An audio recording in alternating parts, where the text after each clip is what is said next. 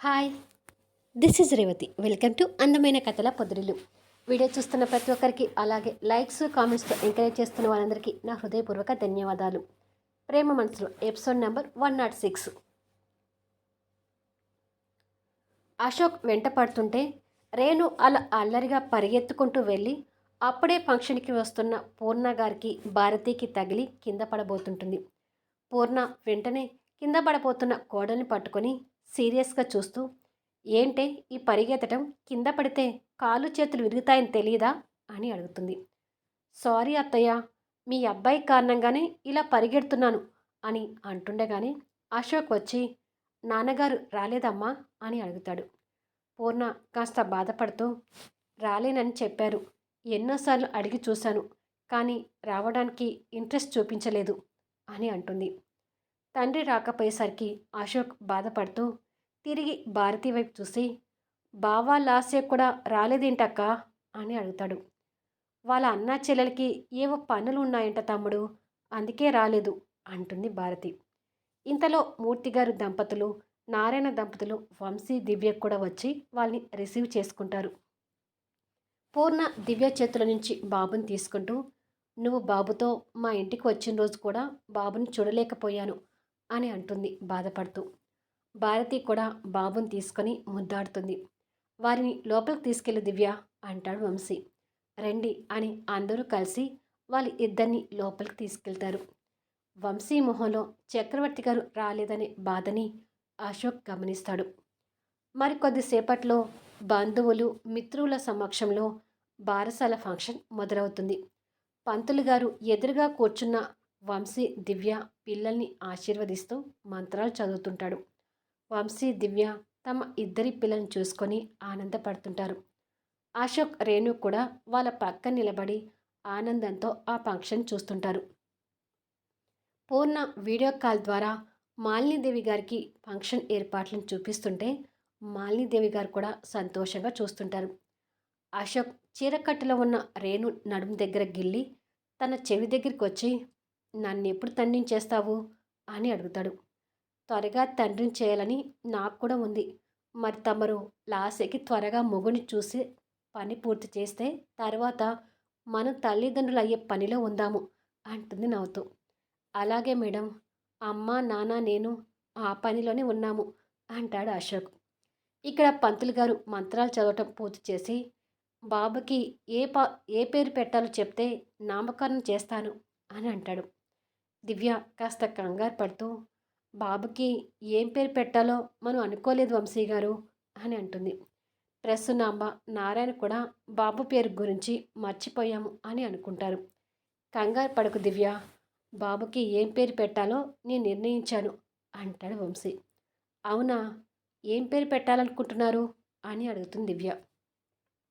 వంశీ పంతులు గారి వైపు చూసి, ఆనంద్ అని నామకరణం చేయండి పంతులు గారు అంటాడు. ఆ పేరు చెప్పగానే దివ్యతో పాటు అందరూ ఆనందంతో ఆశ్చర్యపోతుంటారు. పూర్ణ కూడా సంతోషంతో చూస్తూ, మీ బాబుకి నా కొడుకు పేరు పెడుతున్నారా అని అడుగుతుంది ఆశ్చర్యంగా. అవును మేడం, అశోక్ కాపాడింది 2 ప్రాణాలు కాదు, నాతో కలిసి 3 ప్రాణాలు. ఆ క్షణాన దివ్యకి బిడ్డకి ఏదైనా జరిగి ఉంటే అది తట్టుకోలేక నా ప్రాణాలు కూడా విడిచేవాడిని. ఈరోజు ఇంత సంతోషంగా నా భార్య బిడ్డలతో ఫంక్షన్ చేసుకుంటున్నానంటే దానికి కారణం అశోక్. అందుకే మా బాబుకి ఆనందాన్ని పేరు పెట్టాలనుకున్నాను అంటాడు వంశీ ఒడిలో ఉన్న బాబుని చూసుకుంటూ. అశోక్ రేణు ఆ మాటలు విని ఆ దంపతుల వైపు అభిమానంగా చూస్తుంటారు. కొడుకు నిర్ణయానికి సంతోషపడ్డ నారాయణ పంతులు గారు, మా అబ్బాయి కోరుకున్నట్టుగా ఆనందాన్ని నామకరణం చేయండి అంటాడు. సరేనండి అని ఆనంద్ నామదేశ్య అని నామకరణం చేయించగానే అందరి మొహాల్లో కూడా ఆనందం కనిపిస్తుంది. అలా అందరి ఆనందాల మధ్య బాబుకి బారసాల ఫంక్షన్ పూర్తవుతుంది. కొన్ని గంటల తర్వాత పూర్ణ ఆ విషయం భర్తతో చెప్తూ, మన ఆనంద్ వల్లనే తల్లి బిడ్డ ప్రాణాలు దక్కాయని వాళ్ళ బాబుకి వంశీ మన ఆనంద్ పేరు పెట్టాడండి అని తన ఆనందాన్ని పంచుకుంటుంది. చక్రవర్తి గారు అది విని ఆశ్చర్యపోతూనే గిల్టీ భావంతో ఫీల్ అవుతుంటాడు. మరో 4 రోజుల తర్వాత చక్రవర్తి గారింట్లో అందరూ కూర్చొని లాస్యకి ఒక ఫోటో చూపిస్తుంటారు. అశోక్ పెళ్ళికొడుకు వివరాల గురించి చెప్తూ, ఇతను పేరున్న పెద్ద ఇండస్ట్రియలిస్ట్ లాస్య, ఆస్తిపాస్తులకి కొదవలేదు. పైగా అందగాడు, బుద్ధిమంతుడు. నీకు ఈడు జోడు కూడా బాగుంటుంది. ఇతన్ని పెళ్లి చేసుకుంటే నీకు ఎలాంటి కష్టం లేకుండా సంతోషంగా ఉంటావు. నువ్వు ఒప్పుకుంటే పెళ్లి చూపులకు ఏర్పాటు చేస్తాము అంటాడు. లాస్య ఫోటో చూసి నాకు ఓకే బావా అని అంటుంది. అశోక్ జగదీష్ వైపు చూసి మీరేమంటారు బావా అని అడుగుతాడు. మీరందరూ ఒప్పుకుంటే నాదేముంది అంటాడు పైకి నటిస్తూ. వెంటనే పెళ్లి చూపులకు ఏర్పాట్లు చెయ్యి ఆనంద్ అంటాడు చక్రవర్తి గారు. అలాగే నాన్న అంటాడు అశోక్. జగదీష్ మనసులో తన కుళ్ళుని ప్రదర్శిస్తూ నా చెల్లెలకు పెళ్లి చేసి పంపాలని తెగ తొందరపడిపోతున్నావు ఆనంద్. నువ్వు కాదని మరో వ్యక్తితో నా చెల్లి పెళ్ళి ఎలా జరిపిస్తావో నేను చూస్తాను అని అనుకుంటాడు. వీలైతే లాస్యని చూసుకోవడానికి పెళ్ళికొడుకు వాళ్ళని రేపే రమ్మని చెప్తాను అంటాడు అశోక్. రేపు నా పుట్టినరోజు బావా, కావాలంటే వాణ్ణి ఎల్లుండి రమ్మని చెప్పండి అని అంటుంది లాస్య. అవును ఆనంద్, పుట్టినరోజు నాడు పెళ్లి చూపులు వద్దులే, వాణ్ణి ఎల్లుండి వచ్చి లాస్యని చూసుకోమను అంటుంది పూర్ణ. సరేనమ్మా, ఎల్లుండి రమ్మని వాళ్ళకి ఫోన్ చేసి చెప్తాను అని వాళ్ళకి ఫోన్ చేసి మాట్లాడతాడు. కొద్దిసేపటికి అశోక్ ఫోన్ పెట్టేసి నువ్వు కోరుకున్నట్టే ఎల్లుండి పెళ్లి చూపులు లాస్య, రేపు బర్త్డే సెలబ్రేషన్స్ కూడా గ్రాండ్గా చేద్దాము అని అంటాడు. వద్దు బావా, నేను సింపుల్గానే చేసుకోవాలనుకుంటున్నాను. డే అంతా మీతో టైం స్పెండ్ చేసి నైట్ మాత్రం హోటల్లో ఫ్రెండ్స్తో డిన్నర్ అనుకుంటున్నాను అని అంటుంది. లేదు, నైట్ నేను బయటికి పంపించను అంటుంది పూర్ణ. ప్లీజ్ అత్త, ఈ ఒక్కసారి అని రిక్వెస్ట్ చేస్తుంది లాస్య. పోనీలేమా, పుట్టినరోజు నాడు తన మాటని కాదని బాధ పెట్టడం ఎందుకు అంటాడు అశోక్. రోజులు బాగలేవు కదా అశోక్, అందుకే అత్తయ్య గారు భయపడుతున్నారు అంటుంది రేణు. నేను చక్రవర్తి మావయ్యకి మేనకోడలిగా, బావకి మర్దలుగా అందరికీ తెలుసు రేణు. తెలిసిన నా జోలికి ఎవరొస్తారు చెప్పు అని అంటుంది లాస్య. పూర్ణ మాటను అందుకుంటూ తెలుసు కాబట్టే నా భయం. పొరపాటుగా ఏదైనా చిన్న విషయం జరిగినా మీడియా వాళ్ళు బ్రేకింగ్ న్యూస్ అని చెప్పి దాన్ని పెద్ద విషయంగా చూపిస్తుంటారు అని అంటుంది. అంత దూరం రాదులే అత్త, నేను జాగ్రత్తగా ఉంటానులే అంటుంది లాస్య. ఇదంతా ఎందుకు లాస్య, కావాలంటే ఫ్రెండ్స్ని ఇంటికి రమ్మని చెప్పి ఇంట్లోనే బర్త్డే పార్టీ చేసుకో అంటుంది భారతి. ఇంటి దగ్గర అయితే ఫ్రెండ్స్ ఫ్రీగా ఉండలేరు వదినా, అందుకే హోటల్ అనుకుంటున్నాను అని అంటుంది. సరేలే, ఇంతగా అడుగుతున్నావు కాబట్టి వదిలేస్తున్నాను, కానీ ఇదే చివరిసారి, ఇంకెప్పుడు ఇలా అడగొద్దు అంటుంది పూర్ణ. ఓకే అత్త అని లాస్య సంతోషంతో తన రూమ్లోకి వెళ్ళిపోతుంది. అందరూ లాస్య పెళ్ళిని గ్రాండ్గా చేయాలని మాట్లాడుతుంటారు. లాస్య తన రూమ్లోకి వెళ్ళి విషపు చూపు చూస్తూ, పిచ్చి మొహాలు, నేను నిజంగా మారిపోయానని అందరూ నమ్ముతున్నారు. ఏంటి, నాకు పెళ్లి చేసి పంపించి మీరు శోభనం చేసుకుంటారా? నాకు పెళ్ళి జరగదు, మీకు శోభనం జరగదు. ఎందుకంటే ప్లాన్ ప్రకారం రేపు హోటల్ రూమ్లో బావకి నాకు శోభనం జరగబోతుంది. ఇక నాకు పెళ్ళి ఎలా చేస్తారో, రేణు బావతో కాపురం ఎలా చేస్తుందో నేను చూస్తాను అని అనుకొని కన్నింగ్ స్మైల్తో నవ్వుకుంటుంది. మరుసటి రోజు నైట్ హోటల్లో లాస్య తన ఫ్రెండ్స్తో కూర్చుని ఉంటుంది. అందరి ముందు జ్యూస్ గ్లాసెస్ ఉంటాయి. లాస్య తన ఫ్రెండ్స్తో మాట్లాడుతూ, నేను చెప్పింది అంతా గుర్తుంది కదా, మరి కాసేపట్లో బావ ఇక్కడికి వస్తాడు. ఈ మత్తు పదార్థం కలిపిన జ్యూస్ బావతో తాగిస్తాను. దాంతో బావ పూర్తిగా నా కంట్రోల్లోకి వస్తాడు. ఈ రాత్రికి ఇదే హోటల్ రూమ్లో బావ నేను ఒక్కటవుతాము. రేపు మార్నింగ్ మా బావ నేను రూమ్లో నుండి వచ్చేసరికి మీడియా మొత్తం మా ముందు ఉండేలా చూడటం మీ పని. ఆ తర్వాత అంతా నేను చూసుకుంటాను. మీడియా వాళ్ళు నన్ను బావని అలా చూసి మా మధ్య ఎఫైర్ నడుస్తున్నట్టుగా లైవ్లో అన్ని ఛానల్స్లో చూపిస్తారు. మా బావ ఎలాగూ సెలబ్రిటీ, ఆయన మరదలుగా నేను సెలబ్రిటీనే కాబట్టి మీడియా మా ఇద్దరిని ఫోకస్ చేయడం ఖాయం. బ్రేకింగ్ న్యూస్ అని టీవీలో మళ్ళీ మళ్ళీ మమ్మల్ని చూపిస్తుంటారు. ఎలాగో మీడియా వరకు వెళ్తుంది కాబట్టి దాంతో బావ నన్ను పెళ్లి చేసుకోవడం తప్ప మరో ఛాన్స్ ఉండదు. ఆ పెళ్లితో నేను బావ జీవితంలోకి ఎంటర్ అవ్వటం, ఆ రేణు బావ జీవితం నుంచి వెళ్ళిపోవటం రెండు ఒకేసారి జరుగుతాయి అని అంటుంది. నీ ఐడియా బాగానే ఉంది కానీ తర్వాత మీ అత్త నేను చంపేస్తుందేమో అది ఆలోచించావా అని ఫ్రెండ్స్ అడుగుతారు. ఇప్పటి వరకు మా అత్త గురించి ఆలోచించే బావతో కమిట్ కాకుండా ఉన్నాను.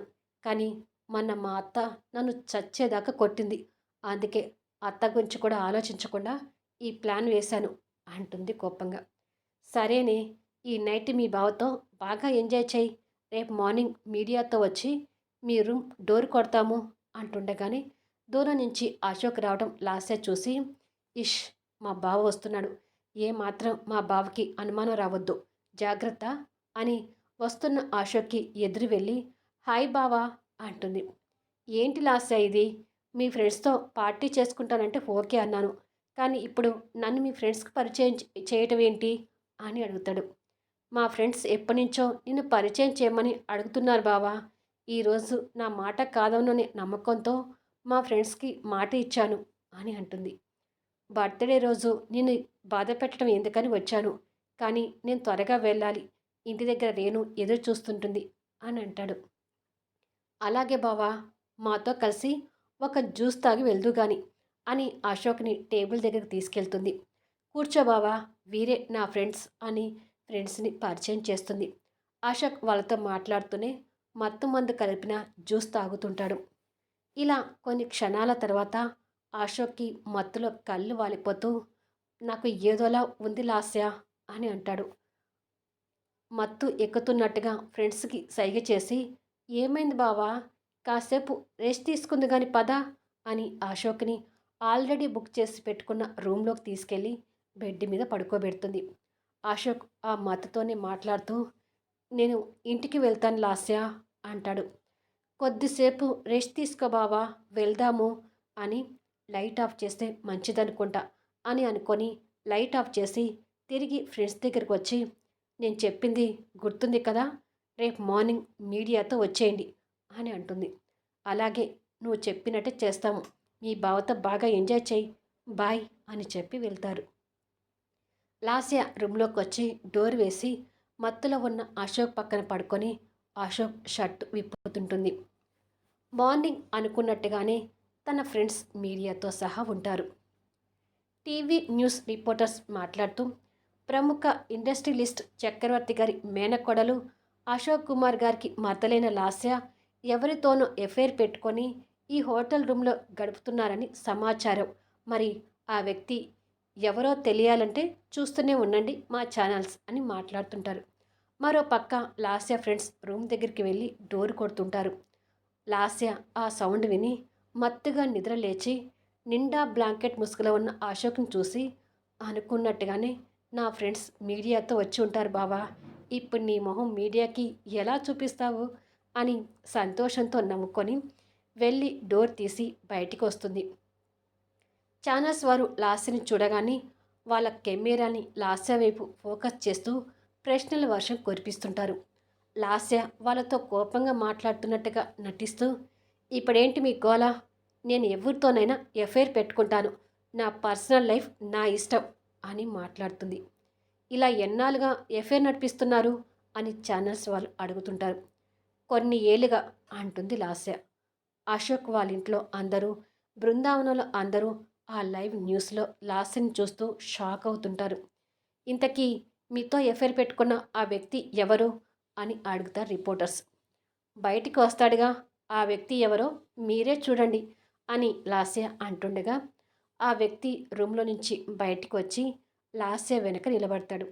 అతని చూడగానే మీడియా వాళ్ళు ఆశ్చర్యపోతూ కెమెరాని అటు పక్కకి ఫోకస్ చేస్తారు. ఇద్దరిని లైవ్లో చూపిస్తుంటారు.